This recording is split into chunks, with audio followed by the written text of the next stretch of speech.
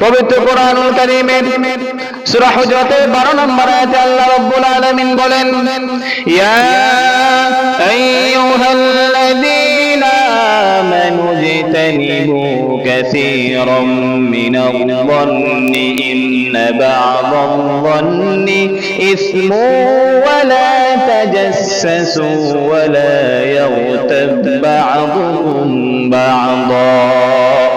আল্লাহ রাব্বুল আলামিন ডাক দিয়ে বলেন, হে আমার ঈমানদারগণ, হে আমার মুমিন বান্দাগণ, হে আমার বান্দাগণ, তোমরা শোনো, তোমরা বেশি পরিমাণে অনুমান হতে দূরে থাকো। কোন কোন অনুমান পাপ। আল্লাহ রাব্বুল আলামিন বলেন, কোন কোন অনুমান পাপ। তোমরা একে অন্যের বিষয়, গোপনীয় বিষয় সম্পর্কে সন্ধান করো না এবং তোমরা গীবত করো না।